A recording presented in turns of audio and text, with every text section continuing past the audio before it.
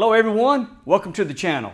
In today's video, I'm changing the brake fluid in my 2018 Harley Davidson Road Glide with ABS. So stick around.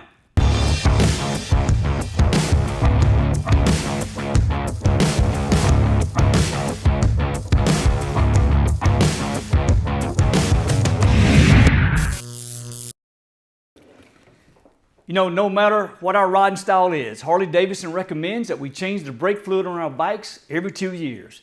The reason? Well, as brake fluid ages, its chemical properties begin to break down.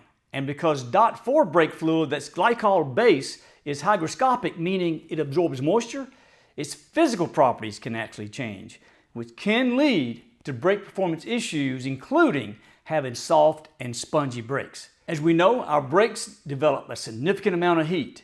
And because water boils at 212 degrees Fahrenheit, that's less than half the temperature of fresh brake fluid. Any water in our system can dramatically reduce that boiling point. And the boiling converts water that's in the fluid into gas, which is more compressible than liquid. It can create a situation where the rider has to pump the brakes just to create sufficient pressure to slow the motorcycle down. Not a good thing. So once again, Harley Davidson recommends changing it every 2 years or sooner if your moisture level reaches over 3%.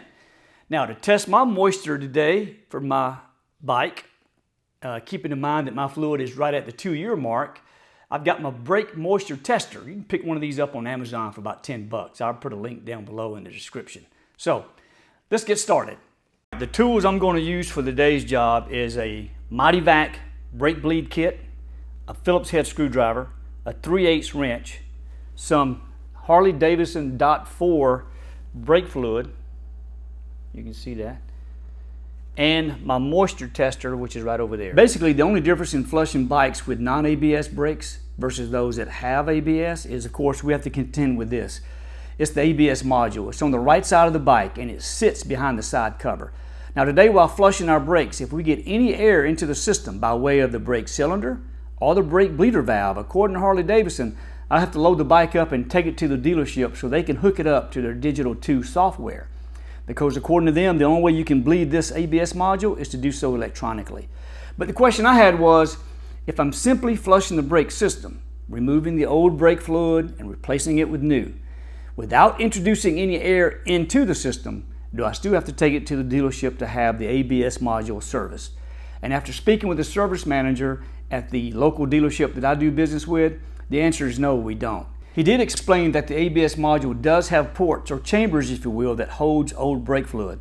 And the only way to remove that old brake fluid is to go ride the bike and activate the ABS a half a dozen times, which will flush out the old fluid, replacing it with the new fluid that we're going to put in today. And because the old fluid that's pushed out is then introduced into the new fluid, we'll then have to flush the brakes for a second time and we'll be good to go. I'm going to use my motorcycle jack just to straighten the bike up. Now that we got the bike nice and level, I've turned the handlebar to the left so that my brake caliper is also nice and level. It is crucial that we keep fluid in this and keep topping it off as I vacuum it out at the bleeder valve so that we don't introduce air up here. Just as important that we don't introduce air at the bleeder. So David's job today is to make sure that we keep this topped off with fluid as we draw it out. Let's prep the area so we can avoid any damage to our paint should this DOT4 get on it.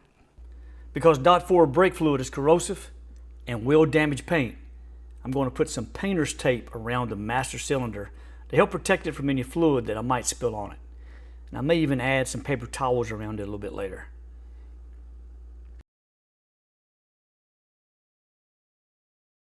Next, I want to protect my paint anywhere there's a possibility of me dropping some of this fluid on it.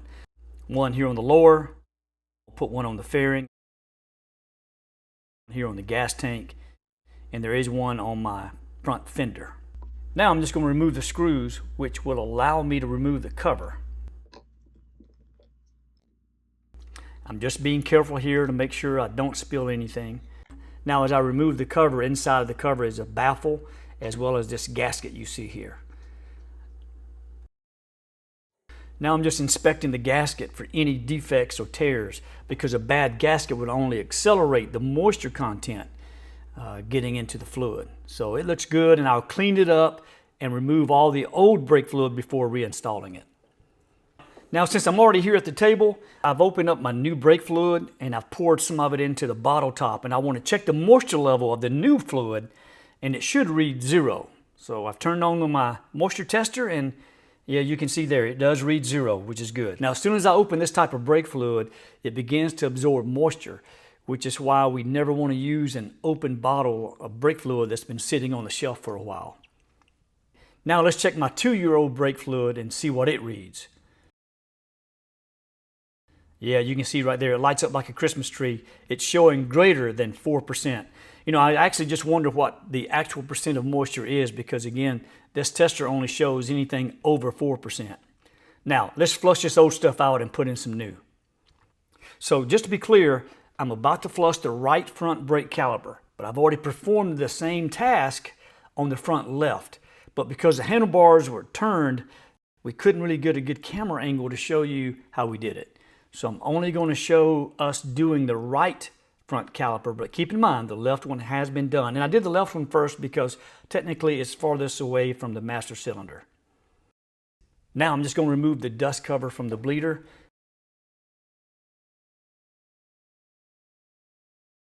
And attach my hose to the bleeder valve.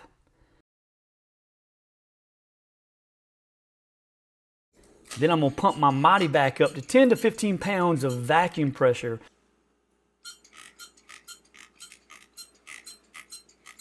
And you can see, I hope you can see that that is holding, so it means we have a good connection.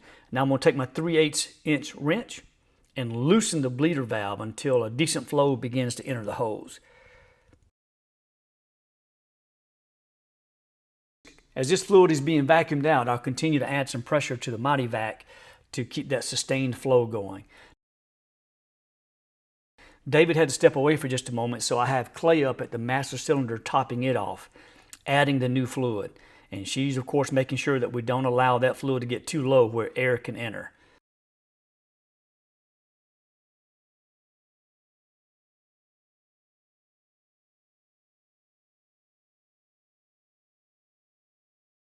And if I have to, I can just adjust the flow of the brake fluid just by opening or closing the bleeder valve right here.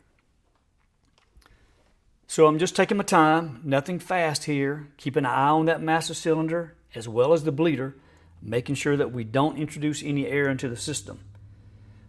Now, this fluid is actually looking pretty good, and I know that we probably have already put 2 or 3 ounces through it on here on the right side. So I'm going to go ahead and close the bleeder. And because I've maintained vacuum pressure, when I remove the tube, it'll vacuum the fluid that's into the hose so I won't make a mess. Just like that. Now, just replace my dust cover. And now let's test the new fluid and make sure that we got all the moisture out of it. And as you can see, it is 0. Awesome.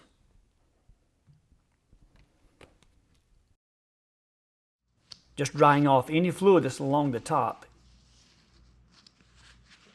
And now I'm reattaching my clean gasket and cover.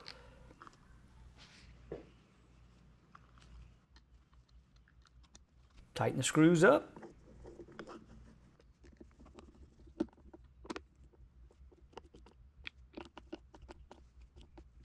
And just a little final cleanup. I'm going to pump the front brake lever a few times. Everything feels good. And guys, we've just completed the front brakes. Now let's move on to the rear brakes.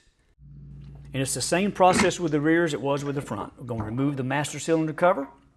And with the lowers on this bike, it's a little tight in here, so I apologize for blocking some of the camera shots.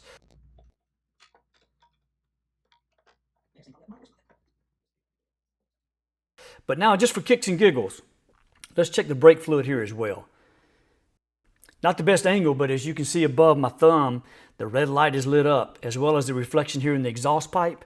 You can see that it's over 4% moisture content. Now I'm back at the rear brake. Got the bleeder hose here on the valve and pump the vacuum pressure up to around 15 pounds. Now I'm just going to open the bleeder. And there you can see the fluid beginning to come out. Sometimes it's difficult to tell the condition of brake fluid just by the color. I mean, obviously sometimes you can tell, but many times it's difficult just by looking at it. So it's really all about the moisture content. Because of the lowers that's on the bike and the brake pedal being in the way, it's really hard to get a bottle of brake fluid in between all of that without making a mess. So David is actually using a funnel to help pour the brake fluid into the master cylinder. So he's got that covered, and I'm still vacuuming fluid out here at the brake bleeder.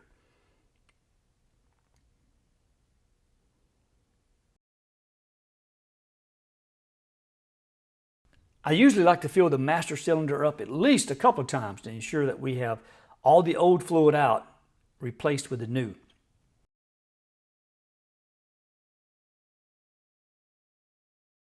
And we've already filled it up twice, so I'm going to get ready to close the bleeder valve. I'm maintaining again vacuum pressure so that the bleeder 2 won't spill any fluid out when I remove it from the valve. Now just replace my dust cover. Now the master cylinder is at the full mark, and now I'm just going to reinstall my clean gasket and cover.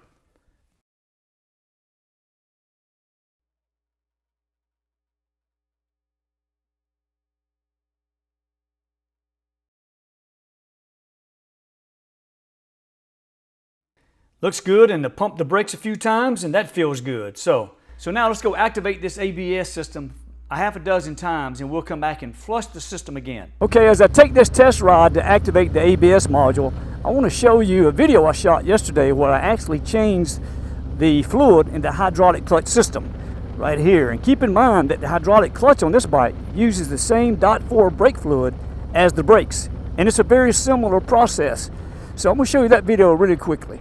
Again, this process of flushing the clutch is very similar to flushing the brakes.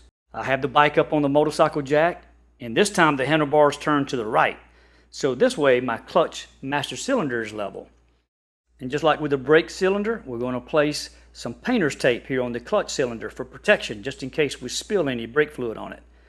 And now just remove the cover and its gasket. Next, I'm removing the transmission outer side cover, which is when I hit a bit of a snag. See, on my brother's 2015 Road Glide, the cover came right off. But on this Milwaukee 8 2018, it doesn't seem that it's going to do that.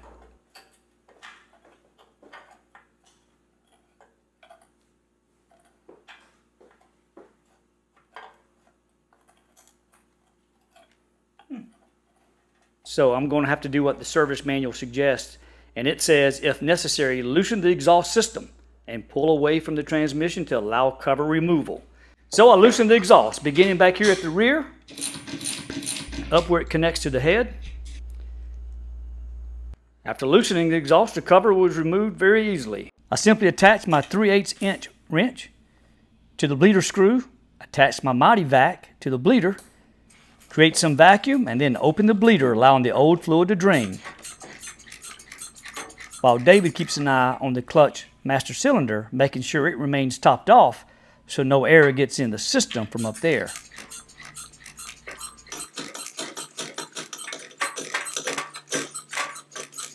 And after filling the cylinder a couple of times and checking the moisture content, making sure it was at 0, now I'll tighten the bleeder screw back up and remove the Mighty Vac. We clean the cover and gasket, attach it back to the clutch cylinder, and then we reattach the transmission side cover and tighten the screws to specs.